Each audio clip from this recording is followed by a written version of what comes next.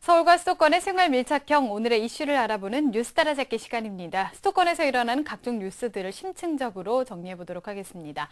오늘도 시사평론가 최요한 씨와 함께하겠습니다. 안녕하세요. 네, 안녕하십니까. 네.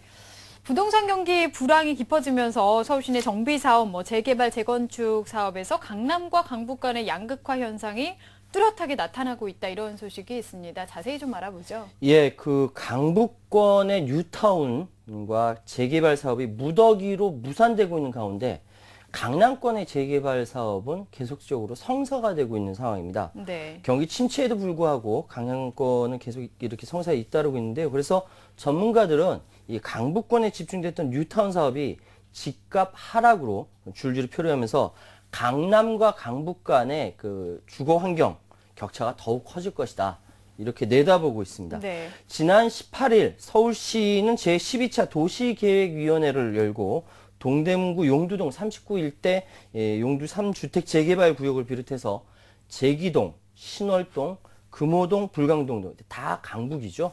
5개 정비 예정구역 해제 안건을 통과시켰습니다. 해제 안건을 통과시켰다 못한다라는 것이죠. 네네. 이번 이번 해제안 통과로 지난해 서울시가 뉴타운 출구 전략을 발표한 이후 지정구역에서 해제되어서 사업이 무산된 곳 64곳으로 늘어나게 된 것이죠. 그런데 이런 강북 지역과 달리 강남은요, 강남구청장이 서울시에 제출한 대치동 쌍용 1, 2차 아파트 재건축 정비 계획안이 조건부로 가결되었습니다. 된다라는 겁니다. 근데 이 쌍용 1, 2차 아파트 재건축 이 지역이요, 음마 아파트와 마주보고 있는 아주 요지 중의 요지입니다. 네.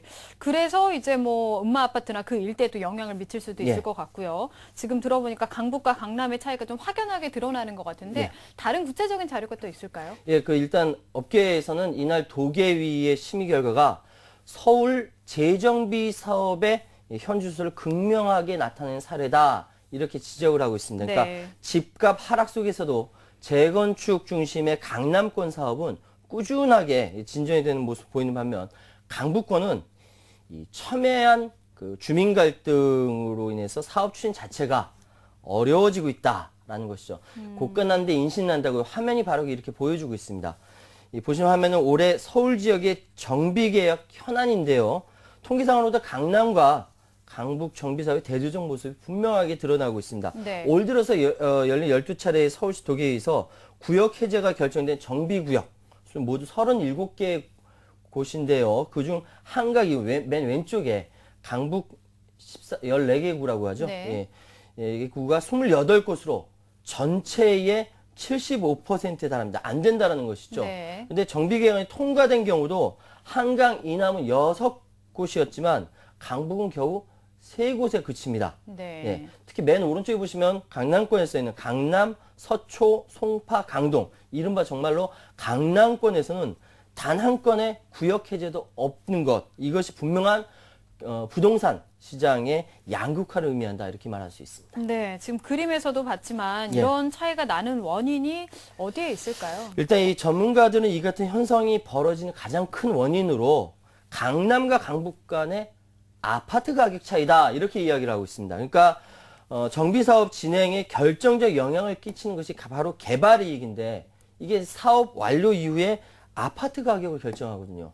그런데 이제 강북의 경우는 강남에 비해서 이 아파트 가격이 많이 낮다 보니까 예, 사업 진행에 주민들의 의견이 뜨뜨미지근하다, 이렇게 할 수밖에 없는 것이죠. 네. 실제로 업계에 따르면 지난 7월 12일 기준으로요, 그 한강 이남 아파트는 3.3제곱미터당 매매 가격이 1,867만 원인데 비해 강북은 같은 기준으로 봐서 1,312만 원. 그러니까 거의 강남과 강북이 500만 원 차이가 난다, 이렇게 보이고 있는 것이죠. 네.